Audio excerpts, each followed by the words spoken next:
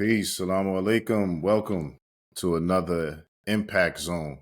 This is episode 2, and I have a very special guest today. The brother name is Ed McCall, and he has created a Web3 blockchain-based platform for the Black community to participate in and to utilize. So we're going to find out more about it. Again, this show is about finding everyday entrepreneurs who are making an impact or who are trying to make an impact or who have made an impact in the everyday life of the individuals around them, the world, whatever it may be.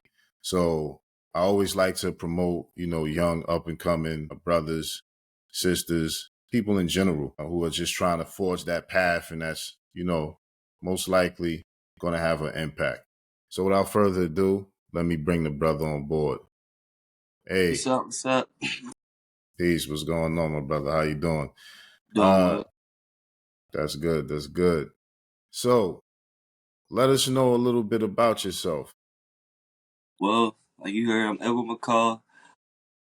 I'm a young entrepreneur. Well, I started entrepreneurship young at like 19 years old.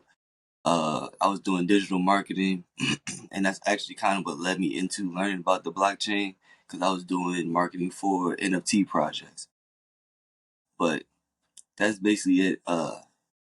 Just trying to, make a difference for my community because at the end of the day, the world that we living in is not really for us, so we gotta make one for our own. Interesting concept. So, what makes you take that position? What makes you have that perspective on things? Well, I mean, just I would say like it really kicked in during the Trayvon Martin situation. Like actually watching the news and watching like just different interviews and different things on social media. Like I'm looking at somebody that looks exactly like me, like same age and living the same life. Just like it really hit me hard. So that kind of led me to try to do like more research on like what's actually going on. Started learning about like the history of our time in this country. And from there I started to learn that like it's not the fact that like we did the hard labor. We kind of pioneered the structure of this country as well. And a lot of these big industries started off of things that we created from our own minds. So it's like it's important that we actually kind of take control of our representation so that when we do pioneer something new, that we get our actual respect for it and we get our what's the word for it? We basically get paid for what we actually create. Because I mean there's $1 billion industries off Compensated. of stuff that compensated, thank you. We get compensated properly for the things that we create. Because I mean, like I said, there's $1 billion industries that have been created from our inventions. It's $1 billion industries that have been created from our ideologies. And plus, we're in a $1 trillion country that we literally built off our backs. So that's kind of like where I stand. Okay. No, that's good stuff. Hey, make sure y'all hit the like, share, and subscribe. Make sure you put the notifications on as well, and share this with your kinfolk and your friends and family and all of that. So let's start going into some questions so that you're able to flesh out and the people could get an idea of what you're about, what you got going on. What inspired you to create a blockchain-based Web3 platform specifically for African Americans? Well, as I was, going through doing like the research into the blockchain, just so I could do better marketing for like the people that I was working with, uh, it it showed me that like this version of technology, it gives everybody an opportunity to have autonomy. And I realized that's one thing that our community never had. So every time we try to create an initiative, it's so easily infiltrated and destroyed because we have to go through so many different gatekeepers and have to rub elbows with people that never really have our best interests at heart. So now we actually have an opportunity to build our own by ourselves if we want to. But I mean, like having over $1 trillion in buying power. Like buying power is nothing but a disposable income. That's after bills and everything else and the cost of living. So if you have over $1 trillion in buying power, but we have to put it somewhere else just for it to be technically given back to us, I mean, that doesn't really make sense to me. So now we have an opportunity to do it ourselves. So every dollar, every penny, and every minute of time and energy that we put into something that's for us is literally for us and it's by us. Oh no, that's excellent, man. Okay. That's an excellent perspective. No, for sure. Because when you bring up the fact that I didn't even realize that, I use that stat a lot where it talks about the purchasing power of Black Americans in this Mm-hmm. country. Some reports listed at 2.13 trillion, others I've saw 1.16 trillion. But the interesting thing, like you said, that's after Exactly. expenses. That's in disposable income. And Yeah. something that's significant that you said is the fact that you know I've traveled overseas quite a bit, and I found it quite interesting how easy it is to kind of like just get into business.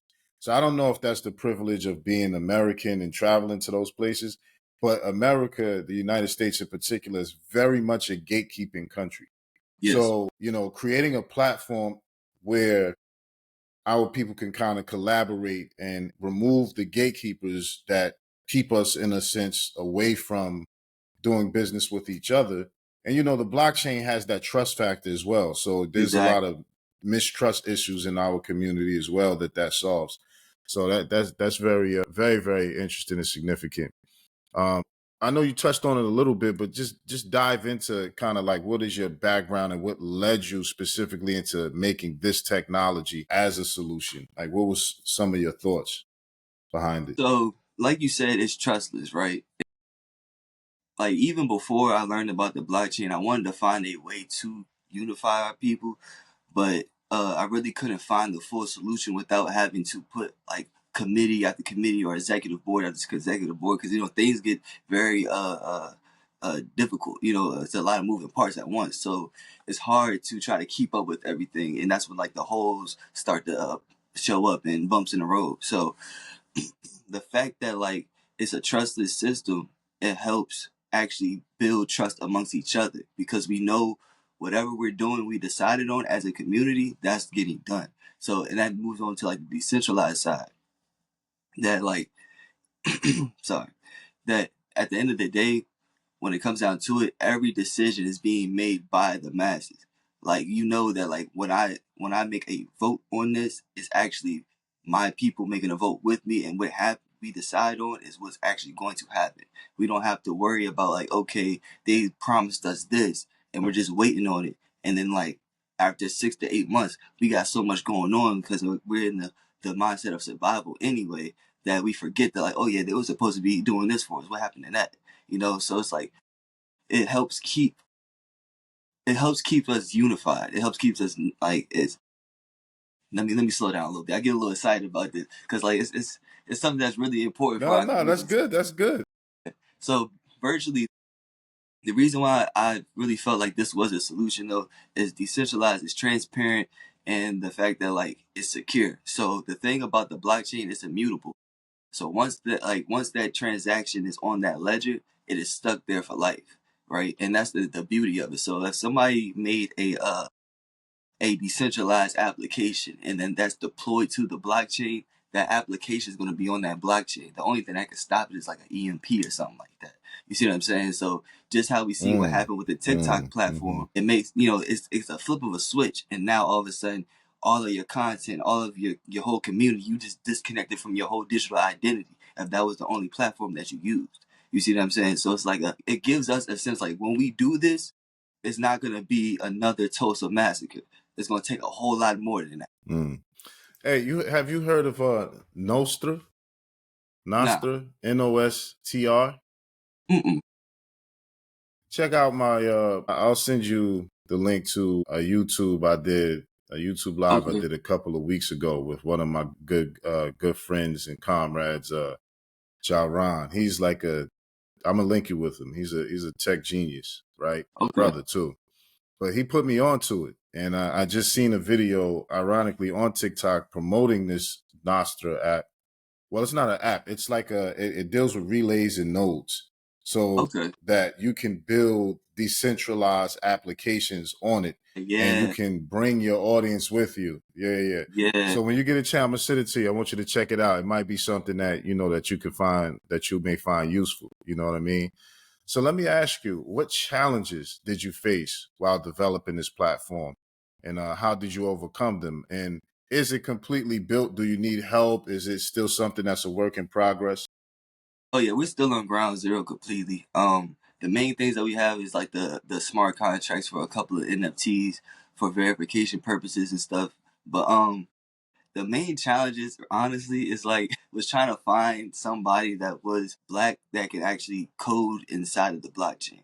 That's like it's barely anybody that can do it right now, but then having to like specifically find somebody that looks like me that does it as well was the biggest challenge. And I ended up did like I was searching the internet, then I ended up finding somebody that actually was local that just worked at some coffee shop in the downtown area. And he was like, "Oh yeah, I could do that for you." I was like, "What?" Turned out to be a whole AI blockchain genius. So he like coded Mm. out the smart contracts like within a matter of 2 weeks. I was searching for 3 years. Like it's crazy how that all worked out. But I mean, most of the challenges though, like really came down to like trying to find viable information. I learned that like when it comes to the blockchain, your best bet is not to go to influencers. It's really good to actually go to platforms and discords and actually read the documentation. That's how I learned so much, is actually reading documentation. Like YouTube definitely helped tell me like what platforms are out there and what are the new things going on. But like documentation gave me that actual reassurance and the understanding of the full functionality of what is possible, because like the infancy of what this Mm. technology is a vast space. It's nothing. It's like if you got a rocket ship that can go the speed of light, you can reach a whole lot more than just trying to make it to the moon. So So let me ask you, why did you say it's not good to go to influences? Why you say that? okay, and that's just my personal opinion. But the reason why I say that though is like they're only going to tell you about how to trade, and they're going to try to sell you a bot, or they're going to try to help try to get you to pump a coin or whatever. Like it's all like around money. But I need people to understand that like the reason why I'm not calling my project an NFT project, which is it deals with like NFT, but it's not just that. It's because we're actually taking the technology, we're using what we have now that was available, but we're going to actually start making more and pioneering new methods and ways to actually make this more sustainable for us. So it's not like always about making the money, it's about making the functionalities of the future. You see what I'm saying? So like I know Reggie Middleton, right? He's actually a person that actually pioneered DeFi. The reason why we have Coinbase and Uniswap and everything right now. So what he said was, it's not about owning 15 Solana. It's about actually owning the functionality of Solana itself. You see what I'm saying? So like, and trying to go to influencers on YouTube and Instagram and TikTok and everything, they're only talking about just that 15 Solana. Now I want to know how the whole thing works, ins and outs, and what are the potential upgrades that can come with it. I think that's important what you said, because one of the things that I started to see early about the Web3 blockchain space was that there's more speculators in it than there are people who are actually technically sound, that are interested more in the fundamentals and mechanics of the technology, which is where the real value exists. You Exactly. see? So you have this layer of all these speculators who are saying, "Yeah, buy this, buy that, and you can make money." Yeah, you can make a lot of money, undoubtedly. We see what's happening right now in the economy, especially with Trump's election and everything that's going on. We can see the value of the money that's in it.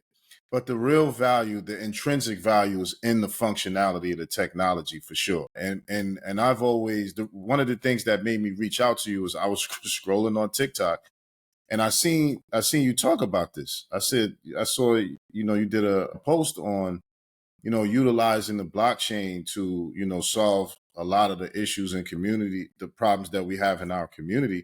Hmm. And that was significant to me because I have some things in the works as well along those lines. But I've always said to myself that this technology is the one technology that gives us an opportunity to kind of overcome some of the obstacles that exist in banking and finance and government and all of these different things that kind of keep us from being able to get together. Like, for instance, right, you see all of the DEI initiatives that's being destroyed or whatever. Now, I'm not a big fan of DEI because, Black men were never really, that's not something we ever really benefited from. Mm-hmm. Every other group benefits from that. So that's not something we really benefit from. But what I noticed is that, like, for instance, I saw a post from Earn Your Leisure where they were talking about how much money in venture capital goes to Black businesses. And you're talking about less than 0.5% goes to Mm-hmm. Black businesses, angel investors, VC funds, and all those types of things. And I'm just saying that the blockchain creates the mechanics for us to be able to overcome that, because we can self-fund without regulation, right? Exactly. Even if there is regulation, the capacity and the technology that allows us to do that gives us an ability to overcome it. If we want to be able to fund things, if we want to be able to transact things, there's nothing in our way. There's no obstacle in our way to be able to do that with one another, because it's peer-to-peer technology. So I Yeah. always found that utilizing the blockchain and Web3 is the next frontier for our people to embrace as a way and a strategy to kind of come together and solve some of these problems that we have, across the board. So let me ask you, right? Mm-hmm. How's your identity as a 27-year-old African-American man shape your vision for this platform? Like, you being young, a young Black man, how did this shape your vision? I know you touched on earlier, how you came up with the idea, but give us some insight into that. Me being 27 right now, I'm at a point of like, I want to carry on what was created beforehand. I feel like we hit a dead spot after a certain amount of time when it came to like the progression of our community. And I kind of want to like respark that, and get everybody kind of back on board. But the reason why I feel so confident in it is because of the technology that I'm trying to get everybody to go into. Because virtually, it's the thing that I love about it the most, and kind of like the concept I want everybody to understand, is like, we're not just creating our own. We're not creating a Fortune 500 company. We're taking a step outside of the system that has been oppressing and abusing us for literally the entire time we've been here. So it's like there's this theory, right, called like Mary's room. It's like they said somebody that they were born inside of a room with just, it was all black and white, but they were given all the information about color. So they never seen color a day in their life, but they learned everything you could know about color. But the one thing about it, when they actually opened the door and stepped outside that room, when they seen color for the first time, they asked like, do they learn anything new? And the answer Mhm. is yes, because they learned the experience of color. Now we know about what freedom is. We know about what autonomy is. We know about what infrastructure is. We know what wealth is. We know what generational wealth is. We know all of it through and through. But have we ever really experienced it? So like that's really the whole thing about it. That's Mhm. where I'm at being 27, No, African that's American, powerful. and yeah. So No, that's powerful. That's powerful because uh, when we look at the time span of, you know, from the Civil War, we can just start from the Civil War, which is 1865. So from 1865 to 1965, ironically, when the Civil Rights Bill was passed, that's roughly 100 years, right? mm-hmm, And so, we experienced a lot in terms and gained a lot of knowledge and information, mm-hmm, but we still somehow fall short currently on capitalizing off of all those things we've experienced. And I think a significant factor in that is related to there's this elephant in the room that kind of keeps us from connecting. And I think that a lot of the things we've been through created a high level of distrust between us as people. When you look at the gender wars, when you look at some of the conflicts we have generationally, where it's the old versus the young. yeah, So there's a lot of trauma and generational issues that cause us to really be individualistic. But yeah, the thing about this technology is that it allows that individualism to kind of coalesce with each other upon certain interests, you know what I mean, that are aligned. So I definitely dig where you're coming from with that. That's Yeah. that's very key. So let me ask you this. First, like, share, and subscribe. Hit the notification. Make sure y'all tap in, because we're going to be bringing y'all a lot of information. A lot of young brothers like the brother Ed, and a lot of people in general that are doing things that are impacting. I call this impactpreneurship. It's entrepreneurship with a purpose that's having an Yeah. impact. You know what I Yeah. mean? And I didn't coin that term. That's something that's already out there, but I consider you an impactpreneur. First of all, let everybody know what website they can go to. Oh yeah, you can learn more about the 40 Acres Project at 40acres.io, and that's acres with a K. So 40. Okay. Indeed. I had it spelled wrong, y'all. Pardon me, but y'all can see it on the screen. Acres 40akres.io. Make sure y'all check the brother out. Again, like, share, and subscribe. So let me ask you this, good brother. Mhm. What are the unique features of your platform that's going to set it apart from other social platforms? Okay, so this is where I gotta kind of stop calling it a platform, because it's more or less the goal. Only thing I could really stamp as a platform that will be created out of the project is the DAO, and the DAO will have an interface and everything, and that's where we'll be able to have our governance for the actual for the project. But everything else after that would be considered an ecosystem. So any services, any businesses, anything that we're actually doing to reinvest into the community will be backed by blockchain technology that's influenced from the project. So we're creating Mm, more or less of an mm, ecosystem. So if we're making different systems for finances, if we're making different systems for insurances, if we're making different systems for business tools, or whatever the case may be, that is all being that's a secondary to what the project is, but it's all a system. You see what I'm saying? It's kind of hard to kind of explain. I don't want to say the wrong, I don't want to get flagged.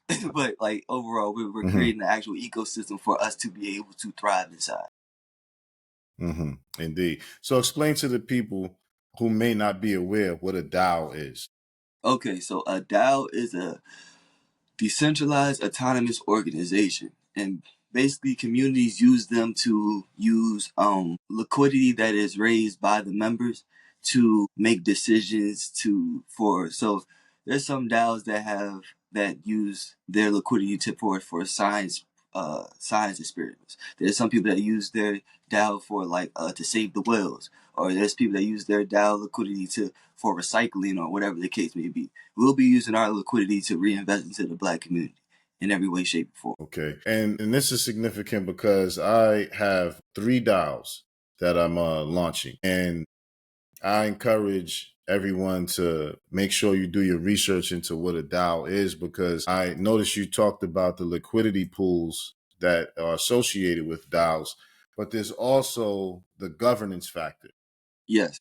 It creates the basis for just general governance that is not dependent upon uh, a one person or group of individuals. Rather, it's dependent on the system that's on the blockchain and the smart contracts that develop it, that makes it so it's a trust-based system where you don't have to, like, for instance, it is my estimation and quite a few other people estimation that at some point governments will be DAOs, Yeah, for corporations and sure. companies will be DAOs, and that the people that act, like, think of a corporation where you have a board and you have shareholders, right? A Hmm. DAO would have stakeholders. A DAO would have, different coin. Think of the tokens as shares, and using those shares to raise funds is the same way you would use those tokens, and then you would allocate those funds to different projects that the DAO has. When you think about, maybe even lending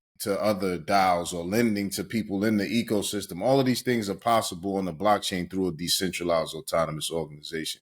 So Hmm. that's very significant for sure. Can you explain how the Web3 and blockchain will enhance the user experience and the data security that you intend to have on this your ecosystem? Let me think Now, about this. if you don't have to give out too much, Yeah, if I'm asking questions that's yeah, making you give out too much, yeah. just let me know. You know what I'm saying? I'm trying to find a good one because I mean, like, it's still important to try to say something about it though. I mean, I'll speak on the security in a sense though, because at the end of the day, like I said, the blockchain is immutable. So Mm-hmm. like things that like so when we get to the point of actually having assets that are tied to the project, they will be tied to the blockchain. So like the only way that it will leave our ownership is if we decide to transfer it over to something or somebody else. You see what I'm saying? So like that's something that makes it a little bit better because there's been a lot of things that's been taken from us off of just like loopholes and whatever, Seneca Valley. I forgot what that front was that they stole. Like In it was like California. yeah, but stuff like that is because like okay, we can the municipalities of like the area, like we can mess with these documents because it's up to us to verify everything. You know what I'm saying? So it's like, okay, cool. Oh yeah, that they don't really own that, or we don't have that documentation. It's free game, So it's like now we can Mm-hmm. actually make sure that everything that is a asset of us, we have our ledger for it, and we have a way to trace it, and it will always be there. Mm-hmm. Mm-hmm.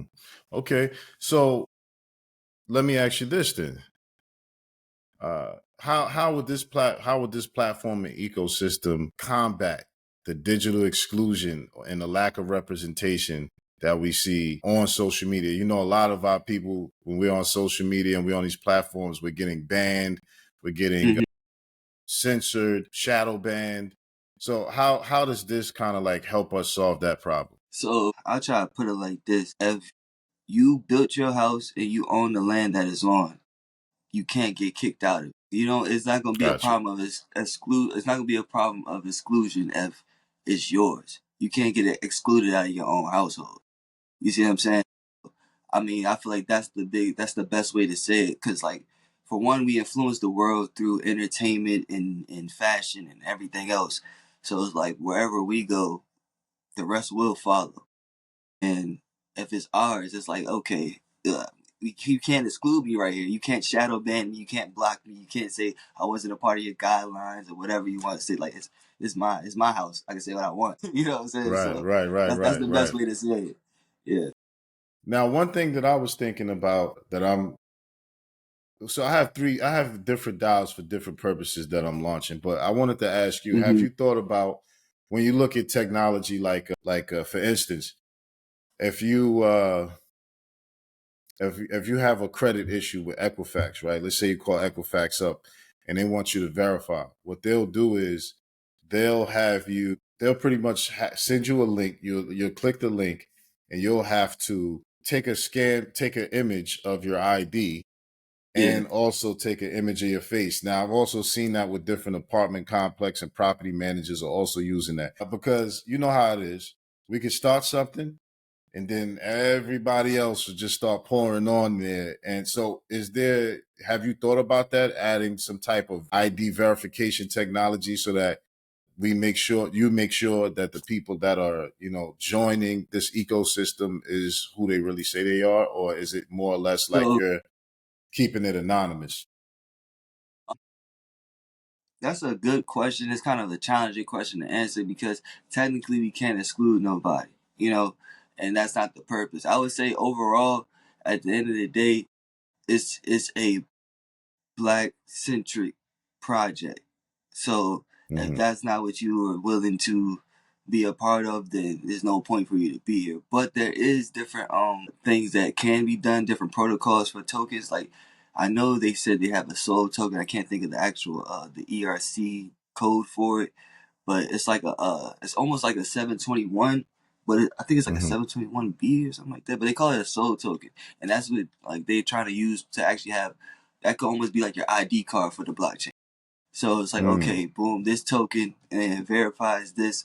Let's say ethnicity, and then now okay, you're valid to get this other token to have access to these platforms or these benefits or whatever the case may be. So that is a possibility. So when you say you don't, is it that you don't want to exclude anyone, or you're concerned about the legality of excluding anyone, or you The just like? the legality Oh, of it. I mean, honestly, because yeah, that's the main thing. But like I okay. said, I mean, for real, is the way that I'm trying to structure this project, the way I'm trying to get everything out there, it's going to be kind of hard in the first place to even have, even if you were trying to infiltrate, like what you really going to do, because it's not, you don't have enough power to actually overthrow anything or change anything. You see what I'm saying? The only way that that is even possible is if the community does, if the actual community doesn't receive the project well. That's it. Mm, If they don't want to join. Other than that, I mean, if we all aboard and we're moving, we're doing our thing. Even if you don't like it and you in it, you can't do nothing about it. And that's the point of the blockchain. It's like to keep things like that from happening. So, so I'm not No, too no, worried about it that's now, key. but things in the future will be kind of to help vet things as we grow and become more complex. But as of right now, that's not too much of a concern. Right. And I only bring that up because all of the great things that our people have tried to do in this country had some level of infiltration that, kind of took it down. You know what I mean? So that's why I asked that question. Let me ask you Exactly. this. What has been the most surprising feedback that you've received since, launching this platform? I don't know if I should talk about that. Actually, no. The surprising feedback is actually the age range. I say the age range I expected was probably like 19 to like 30. But the main age range of like everybody's really been reaching out is like 35 to like 60. They like, I want to learn more right now. Everybody else Mm, is worried about, everybody in my age range is like, they worry about meme coins. Like everybody that's older mm, than me, the generation after me or before me, they're worried about like actually like, yeah, we need to actually start building. Like they're worried about the structure of everything. So that was really mm, surprising. mm. I expected like the Yeah, other way around, but yeah, yeah. That's key, man, because when I was your age, yeah, actually I had a court battle by that time I was your age. But when I started entrepreneurship, I was around the age of 19. And yeah, I was surprised, man, at how many young people are just not into they don't seem to get a concern for it at that level until hmm they reach their and then they hmm start understanding how the world really works, and then they exactly, start having this we got to come together and do something type of yeah, aspiration, when in reality it starts at the young age, man. You exactly, got the young guys got the energy and the potential to make things happen. So that's interesting that more people that like I'm before your generation, right? So when I saw it, I reached out immediately. Like, yeah. look, I got to bring you on the platform. Let's discuss this. You know what I'm saying? So let me ask you this as well. How do you plan to scale the platform while staying true to the mission and the core values? That all falls into how the ecosystem communicates with each other. So like smart contracts will be the biggest thing about it. Smart contracts, oracles, and DAOs. That will, I mean, because like at the Oracles, end you of the day, said? yeah, oracles. So oracles is technically not Web 3, but it's a Web 2 bot that tracks what happens on the internet. So if you, so let's say we had a like medical insurance, right? Oracle, and this is all hypothetical, just a shot in the dark, but this is how it works though. Let's say so medical insurance. We'll have to have the Oracle, we'll have to have access to the databases of said hospitals that are compatible with that insurance or that insurance covers or whatever. And then like if your name comes across or if your wallet comes across as they scan your wallet as your insurance, that token, then the oracle get triggered and whatever that bill is and whatever is compensated for, that's how your insurance will have your co-pays and Mm, everything will be handled. So that's how oracle mm, works, but that stays on the Web 2 side, so it's like a hybrid kind of, but it mm, communicates with Web 3 smart contracts. mm.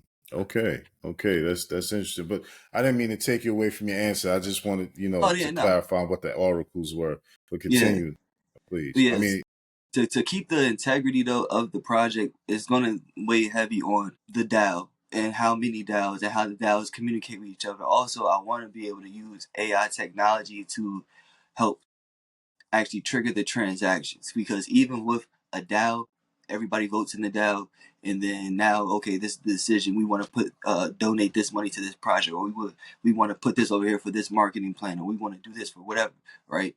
Somebody still physically has to do that per se. You see what I'm saying? It's not like an instant, but if you have AI included into it, AI can, all right, boom, make that transaction. So now it's literally a self-sustainable system. We make these moves together. After this proposal is up, we vote on it, things happen next. That's it. So now it's full governance. Yeah, yeah.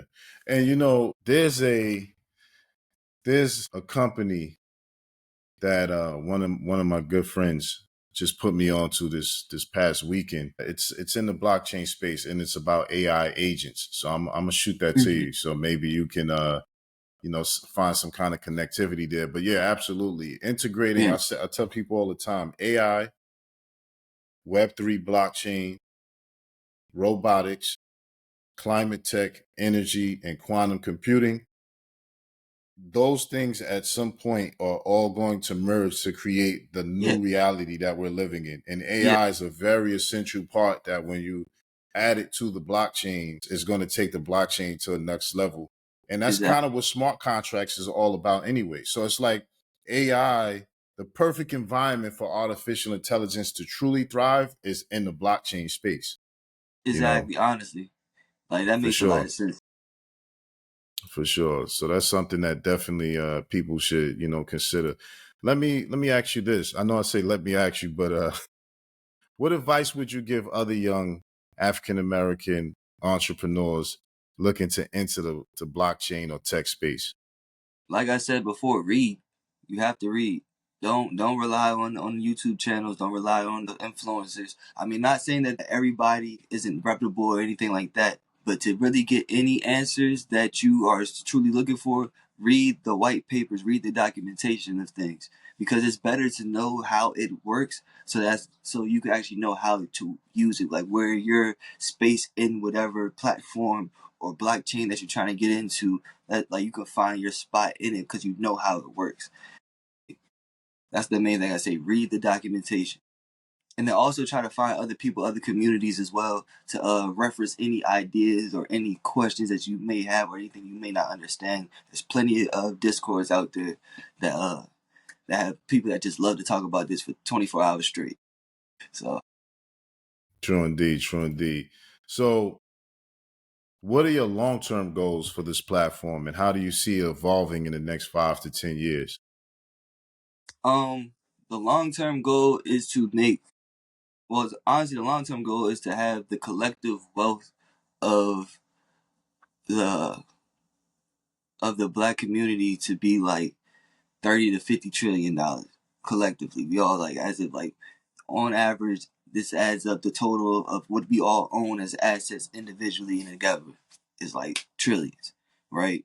And that hopefully will make us more competitive in the global economic scale, like to where we have more respect wherever we go, and also for it to be that we actually have, since we're not surviving anymore, we actually have time to start thriving amongst each other and kind of have that sense of community and family that I know we all were built off of.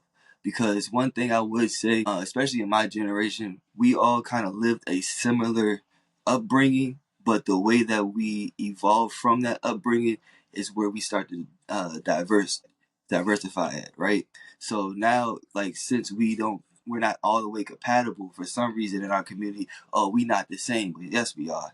You still my brother. You still my cousin. But at the same time, though, it's like you have a different perspective of like, because of how you receive what you receive on your upbringing. You see what I'm saying? And we need to start learning how to love and respect each of those perspectives, because that's what helps us grow as a community. No, that's an excellent, very insightful answer as well. Very, very much so. If you could solve one major problem affecting the African American community using technology, what would it be and why? I think I kind of answered that one in the last question. To be honest, it's mostly the unity, but I mean, I could also say like the medical field as well, getting our actual safety, as in whenever we are sick, beyond the ginger ale and crackers. You know what I'm saying? Like, but Yeah. that's probably the next thing. It's like I would say is the medical field and just true ownership. Like actually understanding that we, like a lot of people that make a lot of good things, they sell them. They make it to sell it. And it's like we gotta stop selling our businesses, please. Everybody that's watching, look at me. Stop selling your businesses. Stop selling grandma recipes. Please take the time to develop these things into those corporations that they turn into right after you give it to that investment company.